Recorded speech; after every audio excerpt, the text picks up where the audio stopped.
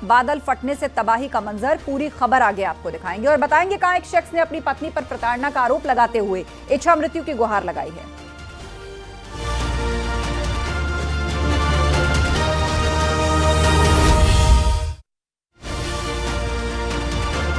देश के अलग अलग राज्यों में मानसूनी बारिश से हाहाकार मचा है, तो वहीं उत्तराखंड के चमोली में बादल फटने की घटना सामने आई, जिसकी वजह से भारी तबाही हुई। प्रशासन के मुताबिक कोई जनहानि नहीं हुई है। राहत बचाव टीम मौके पर मौजूद है।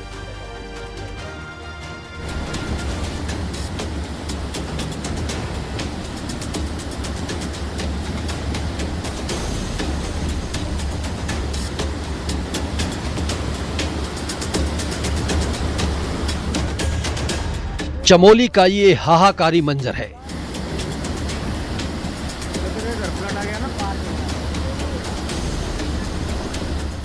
घरों के सामने सैलाब बह रहा है, जिसका शोर डराने वाला है।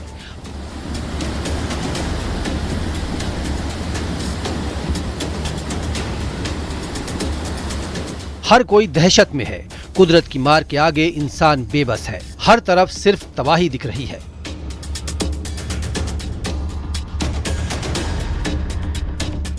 गांव पानी की आगोश में है। कई घरों में मलबा घुस गया। चमोली के नंदा नगर घाट क्षेत्र में बादल फटने की घटना सामने आई है, जिसकी वजह से हालात बेहद ही खराब हो गए।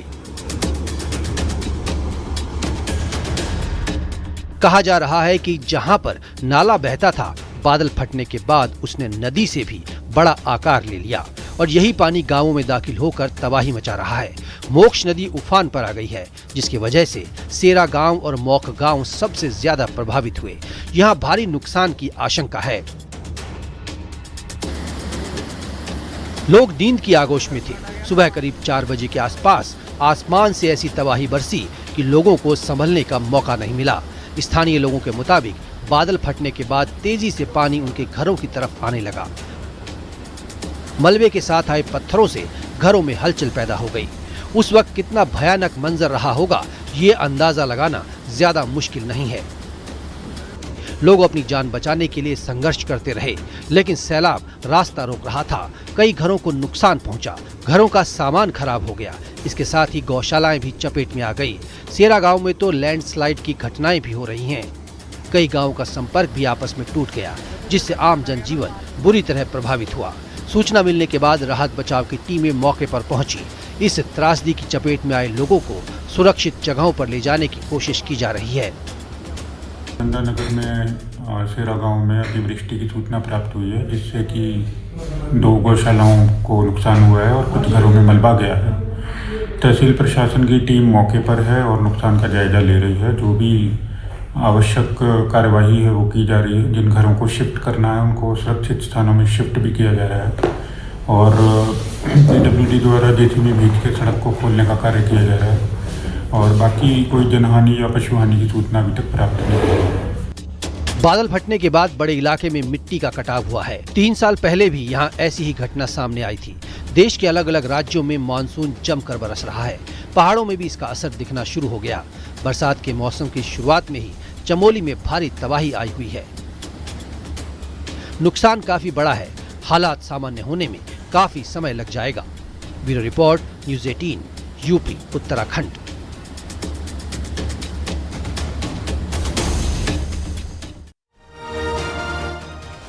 पहाड़ों पर जहां कुदरत की मार पड़ रही है, तो वहीं मैदानों का हाल भी बुरा है। मध्य प्रदेश के अलावा दूसरे कई राज्यों में जल कहर दिख रहा है। मानसून जमकर बरस रहा है। ये रिपोर्ट देखिए।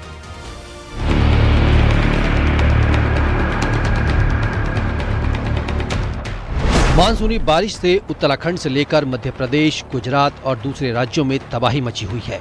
छत्तीसगढ़ के बिलासपुर में पुल से गुजरने के दौरान कोयले से लदा ट्रक बह गया। ट्रक ड्राइवर की जान मुश्किल में आ चुकी थी। इसके बाद ग्रामीणों ने बड़ी मशक्कत के बाद उसे बाहर निकाला। बारिश ज्यादा होने से आवाजाही बंद हो गई। मध्य प्रदेश के बालाघाट में बारिश से हालात बिगड़ गए। पानी रिहायशी इलाके की तरफ दाखिल हो गया। कई घर पानी की आगोश में आ गए। सड़कें ही गुम हो गई। खेत खलिहान सब डूबे नजर आए।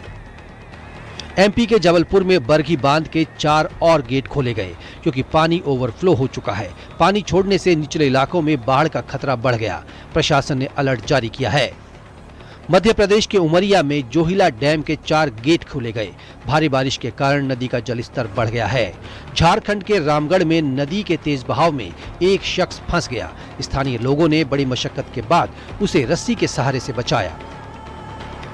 पहाड़ों पर हो रही लगातार बारिश से गंगा का जलस्तर बढ़ गया है। यूपी के फर्रुखाबाद में गंगा खतरे के निशान के पास बह रही है। लगातार जलस्तर बढ़ने से तटवर्ती इलाकों में बाढ़ का पानी पहुंच रहा है। वहीं देहरादून में रात में भारी बारिश के बाद कारगी ग्रांट इलाके में पानी भर गया और कई घरों में पानी और मलबा घुस गया, जिसके बाद लोग आनन फानन में घरों से बाहर निकल गए। कुछ दिन पहले भी तेज बारिश से 2 मकान ढह गए थे। उत्तरकाशी के लिवाड़ी में तेज बारिश से बरसाती नाले उफान पर हैं। गांव को जोड़ने वाले एकमात्र लकड़ी के पुल पर भी खतरा मंडरा रहा है। कभी भी अस्थायी पुल पानी के तेज बहाव में बह सकता है। कमजोर पुल से गांव वाले आवाजाही करने को मजबूर हैं। उत्तरकाशी में यमुनोत्री हाईवे ओजरी के पास 9 दिन बाद भी नहीं खुल पाया है, जिसके चलते कई गांवों का जिला मुख्यालय से संपर्क पिछले 9 दिनों से कटा हुआ है। उत्तराखंड में मौसम विभाग ने 5 जिलों के लिए भारी बारिश और लैंडस्लाइड का अलर्ट जारी किया है। रुद्रप्रयाग, चमोली, उत्तरकाशी और टिहरी के लिए यह अलर्ट जारी किया गया है। सभी विभागों के लिए एडवाइजरी भेजी गई है। देहरादून में भले ही इस वक्त मौसम साफ हो, लेकिन मौसम विज्ञान केंद्र की तरफ से ये कहा गया है कि अगले 24 घंटे के अंदर तेज बारिश देखने को मिल सकती है कई इलाकों में। ऑरेंज अलर्ट आज कई इलाकों के लिए मौसम विज्ञान केंद्र की तरफ से जारी किया गया है, जिसमें नैनीताल, उत्तरकाशी, चमोली, बागेश्वर, चंपावत के कुछ इलाके शामिल है। यहाँ कहा गया है कि भारी से भारी बारिश देखने को मिल सकती है। देहरादून में भी देर रात जबरदस्त बारिश देखने को मिली। इसके अलावा आज भी ये कहा गया है कि कई इलाकों में तेज बारिश देखने को मिल सकती है।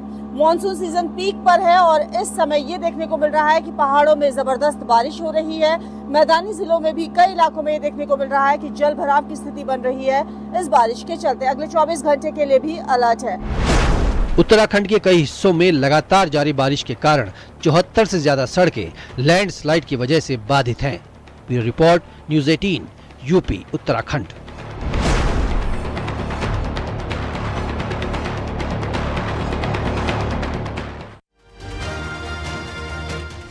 मुजफ्फरनगर से एक अजीबोगरीब मामला सामने आया है। यहाँ एक शख्स ने अपनी पत्नी पर गंभीर आरोप लगाते हुए इच्छा मृत्यु की मांग की है।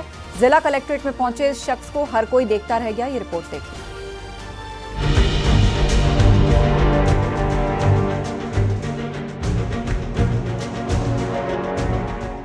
हाथ में बैनर लिए ये शख्स मुजफ्फरनगर के जिला कलेक्ट्रेट पहुंचा हुआ है और वहां पर मौजूद इस शख्स की नजर उस बैनर पर पड़ रही है। वो बेहद गौर से इसे देख रहा है। शख्स का नाम है सुमित और उसने अपनी पत्नी पर संगीन आरोप लगाए हैं। पत्नी से प्रताड़ित होकर वो इच्छा मृत्यु की मांग कर रहा है। बैनर में उसने राष्ट्रपति, प्रधानमंत्री और उत्तर प्रदेश के मुख्यमंत्री से गुहार लगाई है कि वो अब जिंदा नहीं रहना चाहता क्योंकि उसकी पत्नी उसे जीने नहीं दे रही। मामला गांधीनगर कॉलोनी का है। सुमित के मुताबिक उसकी शादी ठीक 1 साल पहले हुई थी और सुमित ने आरोप लगाया कि उसकी पत्नी इस शादी से खुश नहीं थी। शादी के दूसरे ही दिन उसकी पत्नी ने उससे कहा कि वो किसी और से प्यार करती है। पिछले 6 महीने से उसकी पत्नी ससुराल नहीं आई है और वो अपने मायके ही में रह रही है। सुमित ने ये भी कहा कि उसे घर वापस लाने की कई बार कोशिश भी की गई, लेकिन उसने आने से इनकार कर दिया। और इतना ही नहीं, उसकी पत्नी ने कुछ लड़कों को भेजकर उसकी पिटाई भी करवा दी। पत्नी के पास शादी के बाद मुझे पता है, दूसरे दिन में ये मेरी पत्नी ये कहती है कि तो मेरी पसंद का नहीं है, मैं दूसरे किसी और से प्रेम करती थी और मेरे मामा ने मेरी शादी ज़बरदस्ती तेरे साथ कर दी है। और शादी के बाद ही उसने मेरे साथ गाली गलौज करना, लड़ाई करना, झगड़े करना शुरू कर दिया था। शादी के 1 महीने बाद बहुत मेरे साथ मारपीट कर मारती पीटती थी। सुमित ने अपनी पत्नी के परिजनों पर भी इल्जाम लगाए। उसका कहना है कि उम्र उससे काफी ज्यादा है। उसके घर वालों ने उसकी उम्र भी छिपाई थी। उसके भाई से ससुराल भेजने को कहा तो उसने कहा कि बहन से कोई लेना देना नहीं।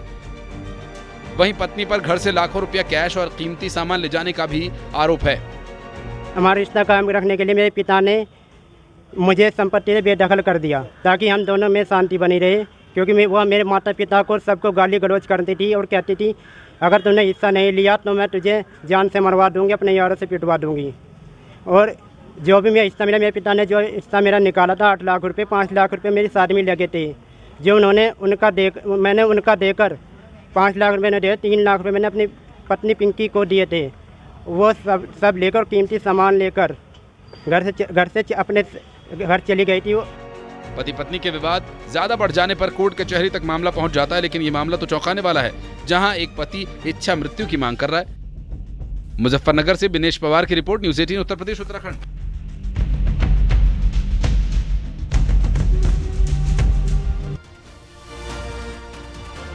कानपुर का एक 100 साल पुराना चौराहा 20 फीट के गड्ढे में तब्दील हो चुका है, जिसे भरना मुश्किल होता जा रहा है। कहा जा रहा है कि यहां पर पीपल का पेड़ लगा हुआ था, जिसके गिरने के बाद ऐसी नौबत आई।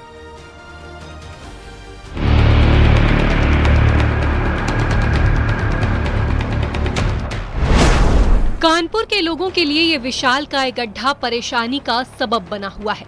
यहाँ पर निर्माण कार्य नहीं चल रहा था और ना ही सड़क खोदी गई। कुछ दिनों पहले यहाँ पर ब्रह्मानगर चौराहा शहर की शान बढ़ाता था, लेकिन अब वो चौराहा ही पूरी तरह गायब हो चुका है। बताया गया है कि यहाँ पर एक पीपल का पेड़ बरसों से खड़ा था, लेकिन कुछ दिनों पहले वो गिर गया। उसकी जड़ें मजबूत थीं और काफी दूर तक फैल चुकी थीं। बारिश के दौरान पेड़ के गिरने से मिट्टी धंसने लगी और चौराहे की जगह ये विशालकाय गड्ढे में तब्दील हो गया।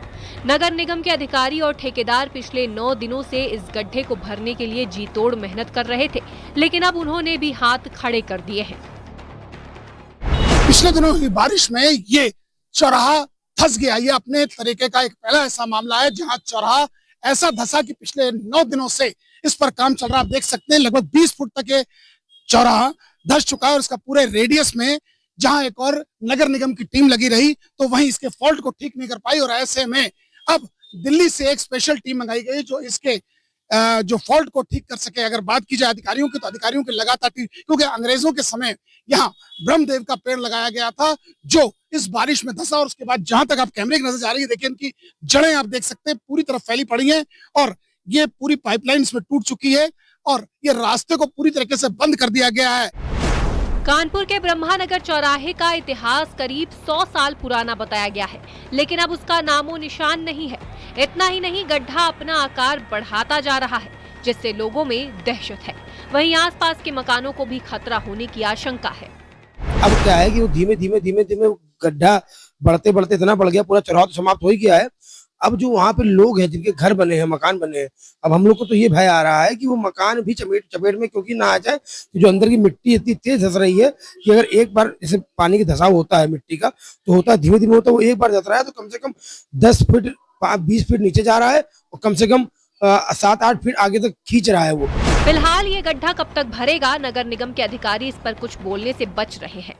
ये पहला ऐसा फॉल्ट होगा जो 8 दिनों में ठीक नहीं हो पाया, जिसके लिए दिल्ली से स्पेशल टीम मंगाई गई और ऐसे में बैरिकेड कर दी गई है, चारों तरफ बल्लियां लगा दी गई है ताकि क्योंकि जो सिरा और धसक रहा है उससे कोई हादसा ना हो सके। आशीष पांडे के साथ अमित गंजू, न्यूज़ 18 कानपुर।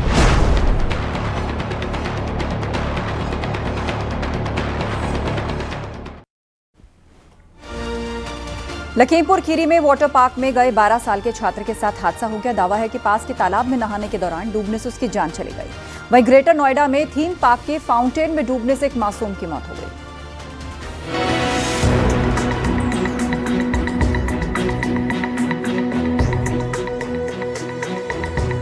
लखीमपुर खीरी में वाटर पार्क के उद्घाटन के दिन ही हादसा हो गया। 12 साल का अयान स्कूल से घर वापस लौट रहा था। वो अपने दोस्तों के साथ वाटर पार्क में पहुंचा था। कहा जा रहा है कि वो वहीं पास में तालाब में नहाने जा रहा था, लेकिन इसी दौरान उसकी तालाब में डूबने से मौत हो गई। इसके बाद तो मौके पर हड़कंप मच गया।